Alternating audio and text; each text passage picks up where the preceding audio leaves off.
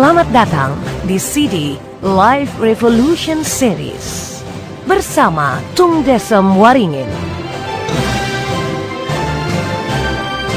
Pelatih sukses nomor 1 di Indonesia versi majalah marketing. Pembicara terbaik di Indonesia versi majalah marketing. The most powerful people and ideas in business in Indonesia versi majalah SWA.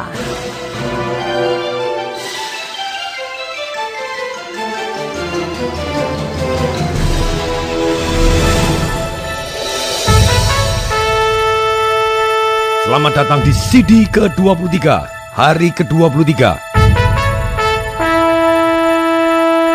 Bagaimana membina hubungan yang akrab dan bergairah.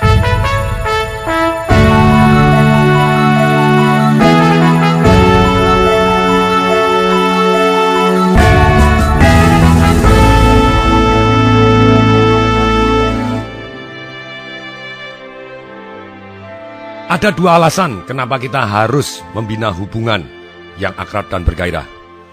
Satu, kita tidak bisa berhasil tanpa orang lain. Itu sudah pasti. Bagaimana Anda bisa berhasil tanpa orang lain? Misalnya Anda mau menjual produk, mungkin produknya Anda produksi sendiri, mungkin Anda yang memasarkan sendiri. Tapi pertanyaan saya, siapa yang membeli produk dan jasa Anda? Pasti orang lain. Demikian juga, untuk kita kepingin lebih sukses, kita juga harus perlu bantuan orang lain untuk mempercepat dan mempermudah sukses. Karena semua orang excellent di bidangnya masing-masing.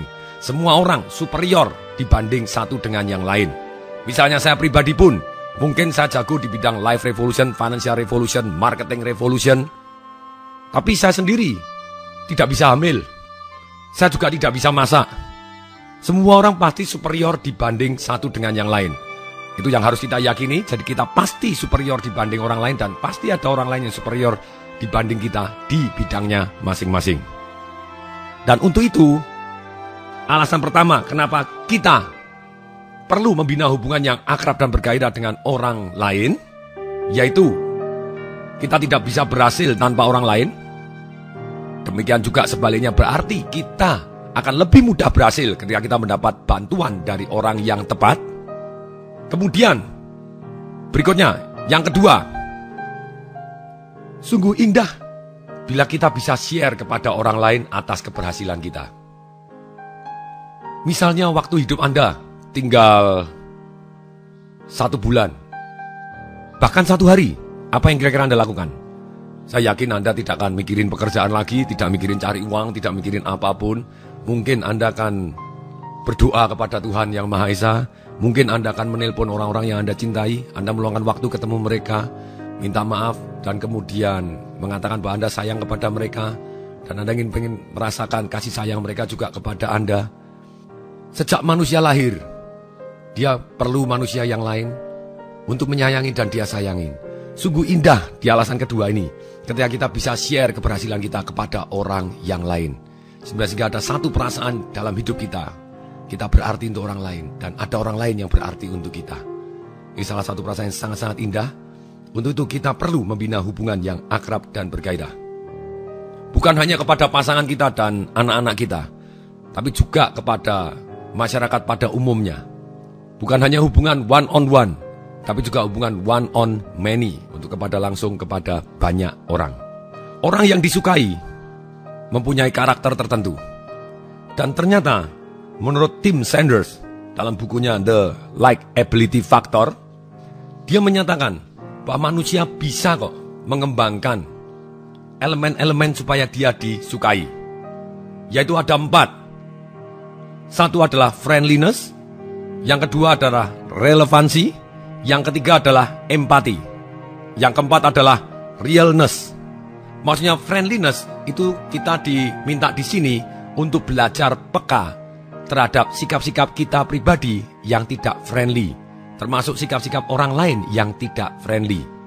Jadi ketika kita peka terhadap sikap-sikap yang tidak friendly, kita bisa memperbaiki diri. Caranya bagaimana? Biasanya kalau kita setelah selesai melakukan sesuatu hal, pada waktu kita berhubungan dengan orang lain, kemudian kita mulai tes cermin. Saya tadi cukup friendly atau tidak?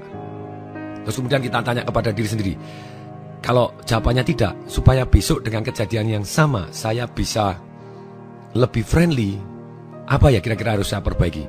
Entah tarikan mata saya, pandangan wajah saya, cara bertanya kepada saya, senyum saya, cara bernapas saya, gerakan badan saya.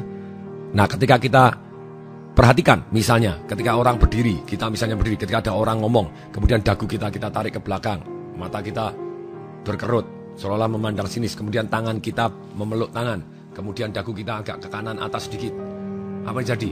Sebetulnya itu sikap yang tidak friendly. Tapi ketika orang bicara, terus kemudian mata kita melihat dia, dan kemudian kita manggut-manggut sambil sedikit tersenyum, itu adalah satu sikap yang friendly. Kita bisa merasakan perbedaannya. Kemudian yang kedua, untuk meningkatkan unsur-unsur likability factor tadi yang tentang friendliness, yaitu selain pertama kita harus peka terhadap sikap-sikap yang tidak friendly, yang kedua kita harus mendevelop friendly mindset. Maksudnya friendly mindset itu apa? Di dalam otak kita pikirkan bahwa someday somehow bisa jadi saya butuh orang ini. Kita tidak pernah tahu kapan kita perlu orang ini. Mungkin hari ini dia di bawah kita, tapi someday somehow who knows dia bisa di atas kita. Mungkin hari ini orang yang perlu kita, tapi kita tidak pernah tahu bahwa someday somehow kita bisa perlu kepada dia. Dengan demikian, kita mengembangkan mindset kita untuk friendly. Dan kemudian yang ketiga, untuk menunjukkan friendliness kita harus communicate friendliness kita. Kalau kita tidak communicate, kita diam, sudah pasti orang yang kita ajak komunikasi, mereka bukan ahli kebatinan. Mereka tidak tahu apa yang kita rasakan, kita bersahabat atau tidak. Kalau kita bersahabat, kita ungkapkan hal-hal yang menurut kita adalah bersahabat. Satu budaya beda dengan budaya yang lain, tapi kenapa tidak? Kita terus belajar tentang budaya di satu tempat yang dimana kita dianggap sebagai salah satu orang yang bersahabat. Sebagai contoh mengkomunikasikan persahabatan kita, friendliness kita, yaitu kita mulai dengan eye contact. Pada kita memandang orang, kita pandang orangnya. Tapi ini penting, pandangan harus wajar. Anda yang tahu mana itu wajar, mana tidak wajar. Tidak boleh terlalu mengintimidasi, matanya melotot dan kemudian melotot dan dengan tekanan mata yang aneh, tidak diperkenankan. Jadi kita memandang mata dengan penuh persahabatan, karena di hati kita menyatakan satu persahabatan. Kemudian gunakan alis Anda. Biarkan gerakan alis Anda sesuai dengan suara Anda dan pikiran yang dimana ingin Anda sampaikan. Juga gunakan mata Anda untuk menunjukkan emosi. Kembali lagi, senyum. Senyum Anda, biarkan senyum yang nyata. Saya tidak peduli betapa jeleknya gigi Anda. Memang alangkah baiknya kalau giginya jelek, mungkin kita bisa perbaiki di dokter gigi. Tapi gigi jelek pun tidak masalah. Senyum tetap jauh lebih bagus daripada tidak tersenyum. Kemudian, belajarlah senyum-senyum yang menarik, yang kita merasa nyaman. Kita boleh melihat foto-foto orang yang senyum sangat menarik, senyum sedikit, dan kita boleh latihan di kaca untuk melihat senyum kita sendiri. Kemudian, lihat di koleksi foto Anda. Lihat sendiri foto di mana Anda senyumnya yang paling menarik untuk diri Anda. Mungkin foto pada waktu kecil, mungkin sudah besar, atau yang baru saja, silakan. Semua orang punya senyum pemenang, atau senyum 10.000 megawatt istilahnya. Tom Cruise dianggap 10.000 megawatt. Kenapa tidak kita belajar senyum ala Tom Cruise? Kalau perempuan, kenapa tidak kita belajar senyum ala Meg Ryan atau ala siapapun yang menurut Anda senyumnya menyejukkan hati? Silakan. Dan kombinasikan ekspresi mata dengan senyum 10.000 megawatt Anda. Senyum kepada sebanyak mungkin orang. Setiap waktu Anda kepingin senyum, senyum saja. Senyum dengan penuh percaya diri. Dan pada waktu menyapa orang lain, please ditambahin senyum. Itu akan jauh lebih bersahabat, kita menunjukkan persahabatan kita. Kemudian pada waktu berdiri, kepala Anda harus tegak. Ini adalah jadi kita hangat, tidak boleh mundur. Kemudian seolah memandang sini, tidak boleh menunduk, kelihatan tidak percaya diri. Kepala harus tegak memandang mereka. Dan maintain postur Anda yang tegak. Kemudian Anda kelihatan sangat-sangat terbuka. Maksudnya sangat-sangat terbuka begini, pada waktu Anda mengkomunikasikan friendliness, Anda tidak bisa langsung tangannya Anda ditutup, kecuali Anda kedinginan sekali begitu ya. Tapi kita harus lebih baik kita buka. Dengan kita display openness, orang jauh lebih mudah berkomunikasi dengan kita dan mereka merasa akrab dengan kita. Kemudian yang tidak diperkenankan, Anda terus berketuk-ketuk, kakinya cetok, kemudian atau tangannya tok ketika orang ngomong dan kesannya tidak sabar, itu tidak boleh dilakukan.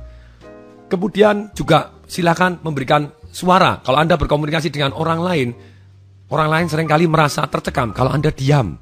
Karena diam itu bisa dikesankan bahwa Anda tidak bersahabat. Tapi boleh nggak menggunakan diam dalam komunikasi? Boleh. Ketika Anda misalnya tidak setuju terhadap sesuatu hal, Anda boleh diam terlebih dahulu. Tapi dalam hal ini kita pelajarannya bukan untuk melakukan negosiasi atau melakukan apa, tapi kita pelajaran hari ini adalah bagaimana kita bisa akrab dan membina hubungan yang bergairah. Kemudian rekam suara Anda, dengarkan di kaset, kita akan belajar. Kemudian belajar dari orang-orang yang mempunyai suara yang sangat-sangat bersahabat seperti apa. Dan yang perlu dihindari adalah nada Anda. Tidak diperkenankan nada naik sangat-sangat tinggi. Kemudian kita mulai harus peka. Kapan nada kita mulai tidak bersahabat? Kapan nada kita menunjukkan kita mulai marah? Dengan kita peka, kita bisa memperbaiki. Kemudian juga di dalam kita ngomong, kita harus menunjukkan di ekspresi suara kita bahwa kita percaya, kita suka kepada dia. Di dalam hati kita ngomong, I like you, I trust you, I believe in myself. Saya suka Anda, saya percaya kepada Anda, saya percaya terhadap diri saya sendiri. Sehingga kita, orang yang kita ajak omong merasa kita hangat dan akrab. Berikutnya, gunakan kata-kata yang hangat. Kata-kata yang hangat, kalau kita membangun kehangatan yang diajarkan oleh Anthony Robbins juga para pakar neurolinguistic programming, bahwa orang cenderung suka kepada orang yang mirip. Ketika gerakannya kita agak mirip dengan dia, tapi Anda tidak bisa kalau misalnya dia lagi ude-ude-upil, kemudian Anda ikut-ikut ude-upil langsung gitu ya, nanti dikira mimikri. No, kalau misalnya dia lagi ude-ude-upil pun, kita selisih 10 detik, kemudian kita gosok hidung kita.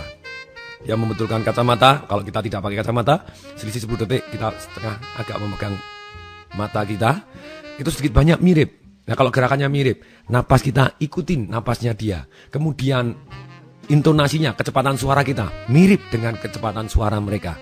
Orang akan merasa jauh lebih akrab, lebih nyaman dengan kita. Kemungkinan mereka membantu kita jauh lebih besar dibanding kita bertolak belakang. Kemudian berikutnya juga kata-kata yang digunakan. Perhatikan kata-kata Anda dan perhatikan kata-kata mereka. Kalau kita gunakan kata-kata mirip dengan mereka, misalnya kita tanya, Pak, boleh tahu Pak kira-kira barang apa yang Bapak inginkan? Oh, saya kepingin barang yang hebat. Kita tidak bisa, oh Pak ini barangnya fantastik. Dia tidak bisa masuk ke dalam otaknya. Kalau dia bilang hebat, oh saya tangkap Kak, Anda mengulangin aja. Itu sudah menunjukkan salah satu yang bersikap friendly. Saya tangkap Pak, berarti Bapak ingin barang yang hebat. Persis kita ngomong dengan katanya mereka, kita ulangin nadanya sama, itu mereka, oh ya berarti Anda mengerti saya. Nah ini penting sekali. Kemudian ada kata-kata yang menunjukkan bahwa kita ingin membantu. Ini saya terus masih belajar.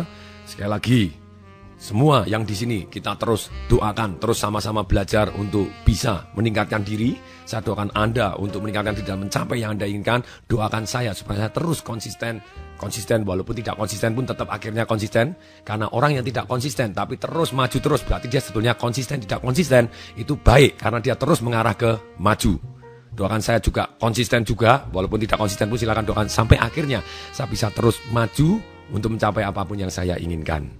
Yang baik untuk saya, baik untuk orang banyak, dan baik untuk Tuhan. Demikian juga Anda. Ini kata-kata yang penuh persahabatan. Bagaimana saya bisa membantu? Apa yang bisa saya bantu? Dengan senang hati. Absolutely. Sip. Dahsyat. Mantap. Dan perhatikan, kira-kira kata-kata apa yang tidak friendly? Silakan. Gue pergi sana. Saya tidak bisa. Saya tidak bakal pernah. Kata-kata yang seperti itu silakan. Saya benci, saya tidak suka. Nah ini repot. Ngomong seperti itu sudah pasti menunjukkan ketidakbersahabatan. Kita ngomong, please, tolong, silakan. Maukah Anda membantu? Misalnya begitu. Permisi. Nah itu adalah salah satu kata-kata yang mendadak orang menjadi lebih akrab dan lebih hangat. Kemudian, diteliti oleh tim Sanders juga. Bahwa orang yang punya relevansi, maksudnya relevansi itu apa? Bahwa kita ada ketergantungan, ada kepentingan dengan orang tadi, kita akan merasa jauh lebih akrab. Demikian juga orang yang merasa ada relevansinya dengan kita, dia akan merasa cenderung jauh lebih akrab dibanding kalau tidak ada perlunya sama sekali dengan kita. Nah kalau kita misalnya mau minta bantuan atau minta kerjasama dengan orang-orang yang sangat-sangat dahsyat, yang jauh lebih dahsyat dibanding kita, karena seperti masih ingat kata-kata Jim Rohn, 5 orang yang kita paling sering bergaul, rata-ratanya adalah kita sendiri. Entah income-nya, entah sikapnya, plus minus itulah kita. Nah, untuk itu kita harus bergaul dengan orang-orang yang jauh lebih dahsyat dibanding kita. Tapi kenapa orang-orang lebih dahsyat mau bergaul dengan kita? Kita harus mengembangkan satu yang namanya relevansi. Relevansi timbul karena orangnya tadi, misalnya kedekatan, walaupun tidak ada butuh dengan kita, kalau kita dekat aja, itu sudah sedikit lebih relevan dibanding yang jauh. Kalau kita bisa connect terhadap apa yang orang ini tertarik. Misalnya dia hobinya golf, kita juga ikut golf, sedikit banyak relevansinya mulai naik. Oh, dia hobinya menembak, kita ikut menembak. Dia hobinya piknik, kita ikut piknik bareng. Mendadak relevansinya meningkat. Dan yang terbaik ketika kita bisa masuk di dalam kebutuhannya dia. Jadi kita datang untuk membantu dia. Kalau kita datang untuk membantu dia dan tepat seperti apa yang dia butuhkan, relevansinya meningkat dan keakraban pun meningkat. Untuk itu, kita harus cari tahu apa yang dia butuhkan, dan kalau kita membantu yang bersangkutan, kita bisa mengembangkan keakraban lebih dibanding yang Anda bayangkan. Dan kalau Anda pengen jauh lebih akrab, sudah ada hukum alam, yaitu quantity dan kualitas kontak Anda. Kalau Anda jarang bertemu, sudah pasti keakrabannya akan menurun. Dan kalau bertemu hanya basa-basi saja, juga pasti akan menurun kualitasnya. Seperti ada hukum kesetiaan, yaitu cinta kita ditambah keperluan kita atau kebutuhan kita akan pasangan kita dibagi jarak. Kalau jaraknya semakin besar, berarti cinta dan kebutuhannya seringkali semakin menurun. Tapi kalau jaraknya 0, berarti cinta dan keperluannya melekat jadi satu, kesetiaannya jadi unlimited. Karena sesuatu hal dibagi 0 sama dengan unlimited. Sudah pasti kalau Anda sedang making love, Anda bersatu, ya pasti itu sudah setia sekali. Anda tidak bisa serong, Anda sedang lengket gitu ya. Kemudian, ini penting, dengan jarak ini sangat-sangat berpengaruh. Kalau Anda kualitas dan kuantitas bertemunya sering, keakraban akan lebih timbul. Dan cara membangun relevansi ini dan kualitas serta kuantitas pada waktu kita bertemu, kita juga harus share apa yang kita tertarik. Kita tertarik apa? Apalagi kalau kita pasangan hidup, kenapa kita tidak mengembangkan minat bersama? Sama-sama lakukan research. Mungkin gairah-gairah masa lalu, apa yang kita lakukan, yang kita mendapat bisa senang. Tanya kepada teman Anda, tanya kepada pasangan hidup, kira-kira apa yang dia pikirkan kira-kira bisa dia nikmatin. Dan kalau kita menentukan goal bersama, mendadak relevansinya menjadi tinggi. Misalnya, saya pernah mempunyai goal dengan istri saya, ciuman di atas menara Eiffel, naik mobil, SLK, Mercedes-Benz, spot dengan kap dibuka di tol bersama. Ketika kita dalam mengarah ke arah impian ini, mendadak kita exciting, waktu menentukan goal bersama pun kita mendadak jauh lebih akrab. Kenapa tidak? Ini akan bisa membuat kita jauh lebih akrab dan karena relevansinya meningkat. Dan untuk keakrabannya timbul karena relevansi atau ada keterkaitan ini, jadi ada 4 step. 1, kita mulai conversation. Jadi kita harus ngomong dengan teman Anda ataupun dengan pasangan hidup kita tentang apa yang mereka tertarik. Pak, hobinya apa? Senang apa? Boleh tahu Pak, Bapak sehari-hari biasanya apa yang Bapak suka lakukan? Misalnya begitu. Kemudian, partisipasi. Ketika Anda melihat reaksinya dia mengizinkan Anda untuk ikut berbicara, kita harus peka terhadap sikapnya friendliness atau unfriendliness-nya mereka. Berarti kita, misalnya dia ngomong, saya hobinya golf. Loh Bapak biasanya golfnya di mana? Oh saya golfnya di Gading Serpong. Oh kapan aja Pak golf di Gading Serpong? Oh saya biasanya tanggal sekian gitu. Terus kemudian dia mengundang, loh kamu juga golf? Wah belum Pak, tapi masih belajar. Sekali-kali golf bareng yuk. Ketika dia mengajak seperti itu, berarti kita kalau kepengen akrab dengan orang itu, ya be proaktif. Bahkan Anda juga bisa tanya, Pak sekali waktu apakah saya bisa ikut Pak golf? Misalnya begitu. Jadi ketika mereka memberikan permisi atau kesempatan untuk bareng, kenapa tidak? Tapi satu hal yang Anda harus perhatikan, Anda tidak boleh terlalu kelihatan mau intimidate, seolah-olah seorang yang Anda dekatin tadi merasa tidak aman. Anda harus perhatian terhadap reaksinya Anda dan cara Anda ngomong. Kemudian yang ketiga, step yang ketiga, kita harus membuat nilai tambah dari aktivitas yang sudah kita berpartisipasi tadi. Sehingga mereka bisa lebih menikmatin apa yang mereka suka. Misalnya ngomong golf, kita bisa ngomong, Pak, ini ternyata saya riset Pak, baru aja ada lapangan golf baru loh Pak di sini. Ini kebetulan pas gratis dan pas gini ya. Sekali waktu kita golf bareng, kita membuat nilai tambah. sehingga mereka bisa menikmati lebih apa yang mereka tertarik. Kemudian step keempat, seringkali ini kita pisah dengan lebih baik, yaitu kita proaktif. Proaktif untuk menghubungin supaya terjadi connect. Kita harus bisa menemukan peluang-peluang sehingga kita bisa share daya tarik yang bareng, yang bersama yang kita bisa lakukan. Ketika saya dengan kelompok mastermind saya, yang seringkali kita terus bertemu, entah 1 bulan sekali, 2 bulan sekali, 3 bulan sekali kita bertemu, kita share. Ternyata kita masing-masing senang tour. Kenapa tidak? Ayo mari kita tour bersama. Mendadak kita punya kepentingan untuk mendesain tour bersama. Kita tour ke sini, ke sini, ke sini. Hasilnya kita lebih semangat dan kita lebih akrab. Sedangkan bagaimana kita bisa connect relevansinya dengan apa yang dia butuhkan, ini yang paling dalam. Kalau dia butuh sesuatu hal dan Anda bisa memenuhi kebutuhannya mereka pasti ada relevansinya dan Anda dianggap penting dan mereka akan cenderung akrab kepada Anda. Nah, bagaimana kita membangun supaya mereka ada something yang perlu dan bisa kita bantu. Satu, ketika kita tahu dari orang yang menjadi sasaran kita untuk kita menjadi akrab, kita harus tahu terlebih dahulu kira-kira kita mempunyai kelebihan apa saja. Silahkan tulis nanti, ini PR-nya, Anda tulis 10 kelebihan Anda apa, yang dimana ini bisa Anda tawarkan untuk membantu orang lain. Entah kenalan Anda, entah keahlian Anda, entah barang-barang milik Anda, entah buku-buku yang bisa membantu mereka. Kemudian kita gali apa yang mereka butuhkan. Setelah kita tahu apa yang mereka butuhkan, kita harus secara sukarela membantu yang bersangkutan.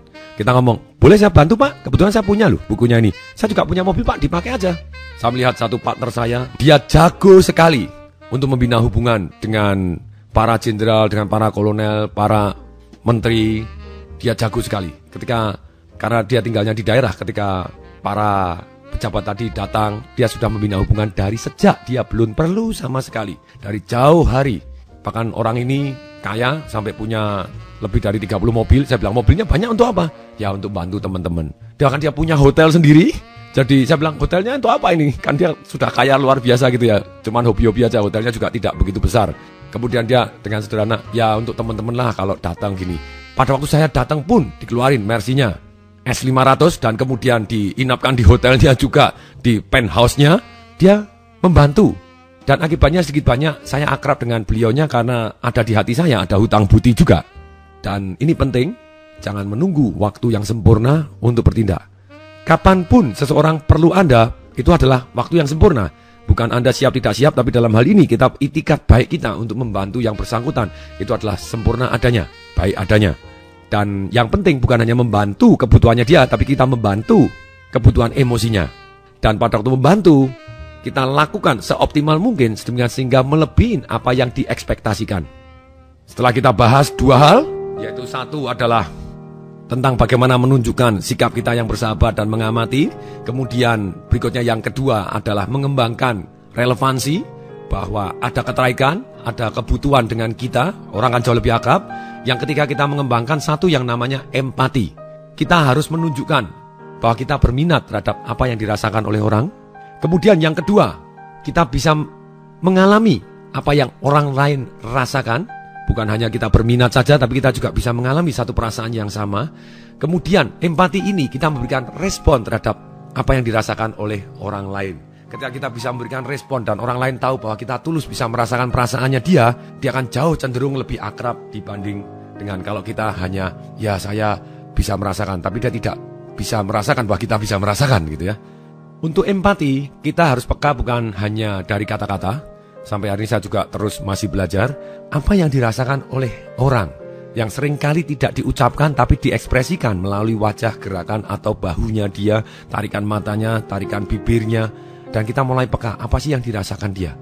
Dan kalau kita berlatih di exercise, itu di Sales Magic saya ajarkan training di mana kita bisa merasakan bahkan menebak perasaan, atau yang lebih dalam lagi menebak apa yang dipikirkan orang lain tanpa harus berkomunikasi, hanya dengan menirukan ekspresinya saja. Dengan menirukan ekspresi, kita bisa merasakan, dia sedang merasakan ini, dia sedang berpikir ini. Bahkan lebih dalam lagi, ada 20% kita bisa menebak sedang membayangkan apa, melihat apa. Itu sangat-sangat menarik, sangat-sangat menarik gitu ya. Saya sendiri praktek dan seringkali hasilnya sangat-sangat mengejutkan. Dan pada waktu ngomong, boleh kok kita menggali secara lebih detail. Anda boleh tanya lebih detail. Dan kemudian kita berusaha menempatkan diri, kalau saya jadi dia gimana ya? Mungkin perasaannya seperti ini. Ini adalah bisa membuat orang tahu bahwa kita tulus bisa merasakan perasaannya dia. Kemudian kita juga harus respon tadi. Pada waktu respon, Anda juga share perasaan Anda. Ketika orang share perasaan dengan perasaan, dia akan jauh lebih akrab. Dan yang terakhir, yang keempat adalah realness. Ini yang nyata. Percuma semuanya kalau Anda tidak bisa dipercaya. Maksudnya realness ini apa? Anda benar-benar be true to yourself. Maksudnya be true to yourself, Anda menunjukkan itu siapa Anda sesungguhnya. Dan Anda menunjukkan siapa Anda sesungguhnya. Anda punya kelemahan, Anda tunjukkan bahwa Anda juga bukan manusia yang sempurna hak Tuhan, tapi kita diciptakan sempurna, mirip Tuhan gitu ya, semaksimal mungkin, seoptimal mungkin.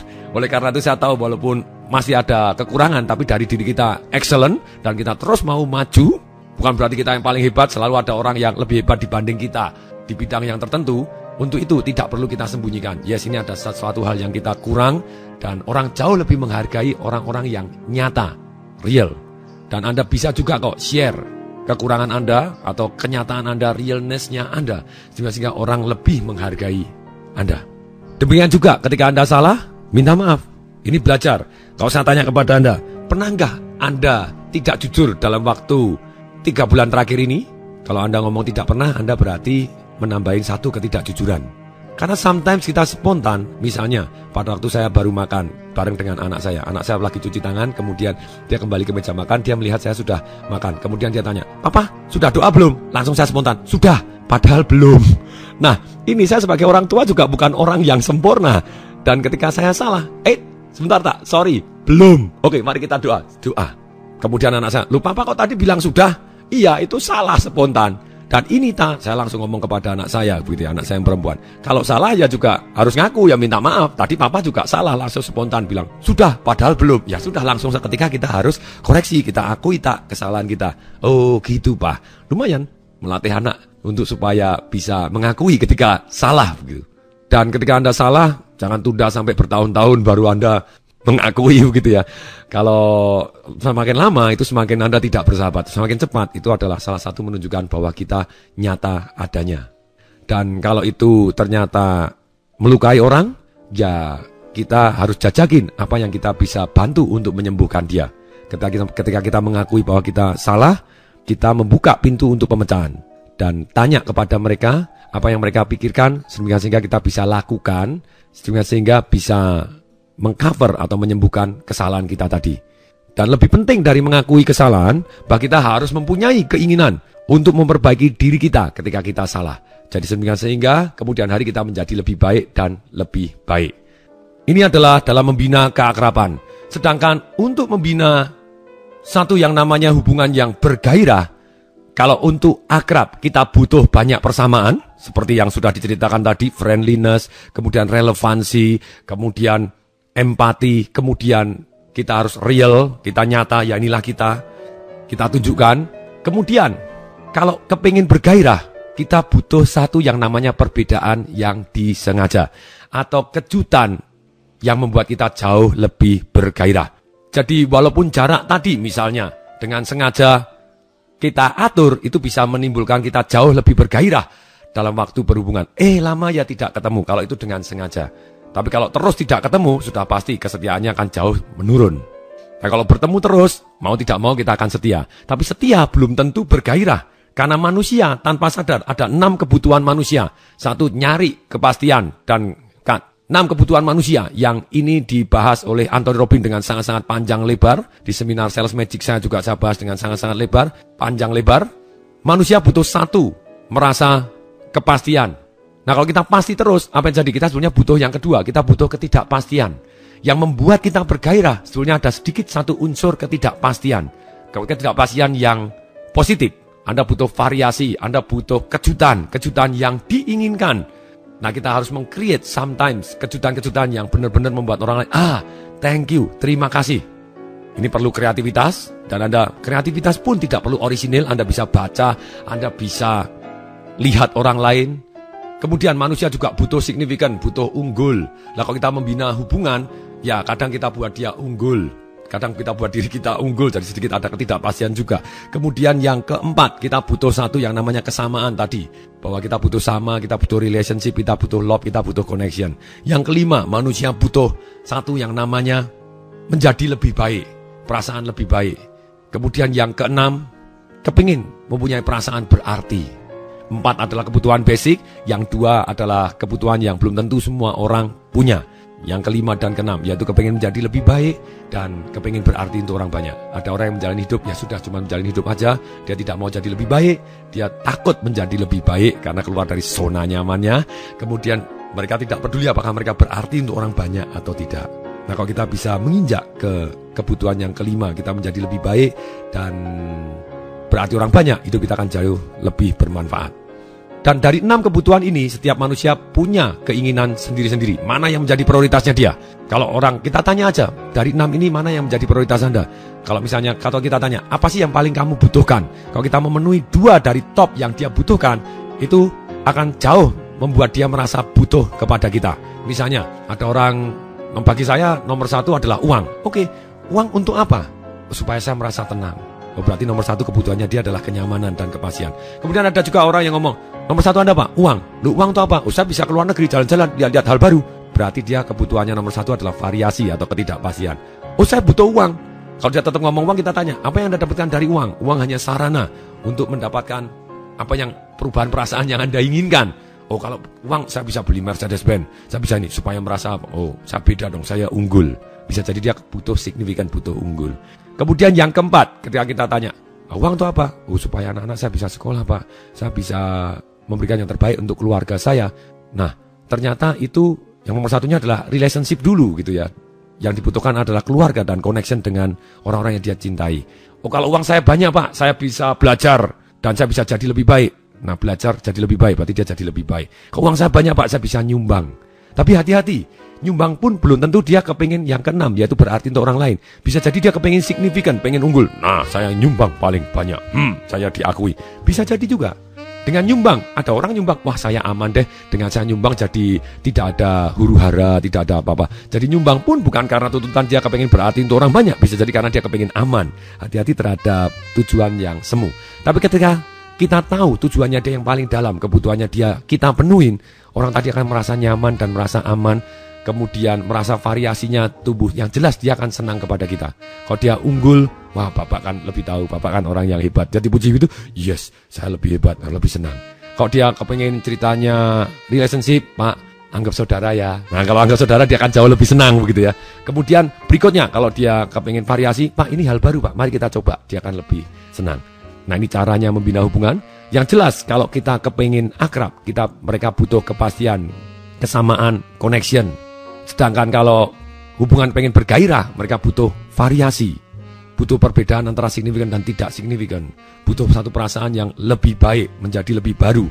Jadi bergairah itu adalah satu perubahan, keakraban itu maintain sesuatu hal yang akrab ataupun sama. Sekarang tugas Anda, tugas di CD ke-23 ini, yaitu 1, Anda tulis satu kejadian di mana Anda tidak friendly atau tidak akrab kepada satu orang.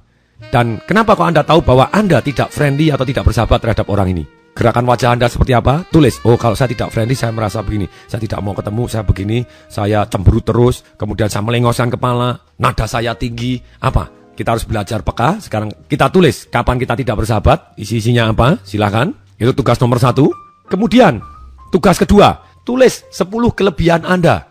Saya punya rumah Pak, orang bisa nginep di rumah saya. Saya punya mobil Pak, saya bisa minjemin mobil. Saya punya pengetahuan ini Pak, saya bisa membantu ini. Saya punya teman-teman ini Pak, jaringan ini juga bisa saya perbantukan untuk orang lain. Saya punya apa? Saya punya kelebihan apa? Silakan tulis 10 strength point Anda yang siapa tahu bisa dibutuhkan oleh orang lain, sehingga Anda bisa mengembangkan relevansi Anda. Berikutnya, yang ketiga, ini tugas, telepon minimal 2. Kalau minimal 2 lebih boleh? Boleh. Minimal 2 teman lama Anda yang lama sekali tidak Anda hubungin, atau mungkin sudah 5 tahun atau 10 tahun Anda tidak hubungin. Anda just say hi, Anda cuma ngomong, apa kabar? Lama sekali aku tidak telepon kamu, aku pengen ketemu kamu. Nah, ini Anda sudah mengembangkan konektivitas dengan sehingga dia orangnya akan jauh lebih merasa akrab. Siapa yang tahu? Kita tidak pernah tahu.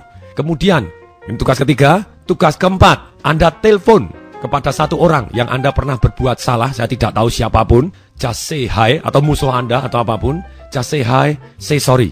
sorry, saya dulu pernah melakukan ini, walaupun mungkin orangnya sudah lupa. Tapi ini yang paling penting adalah bagaimana kita mengembangkan realness kita, kenyataan kita bahwa yes, inilah kita adalah orang yang tahu kalau kita salah, ya kita minta maaf.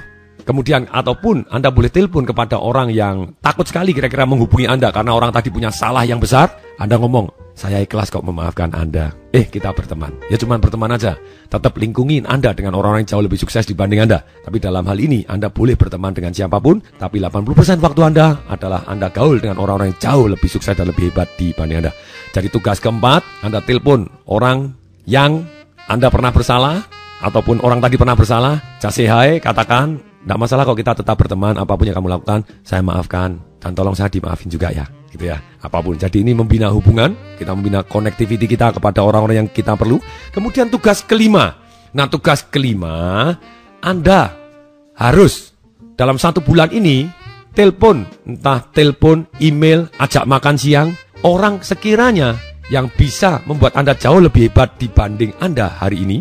Anda ketemu beliaunya, silakan. Mungkin orang yang sukses di bidang relationship, orang yang sudah sukses menurunkan berat badan karena dulunya dia gemuk sekarang langsing, stabil langsing, atau dia harmonis sekali dengan keluarganya, atau dia jago sekali mendidik anak-anaknya, yang dimana bidang yang kita kepengen tingkatkan. Oh, dia jago sekali tentang keuangan, oh dia jago sekali tentang membuat perusahaan, dia jago sekali tentang perusahaan yang go public.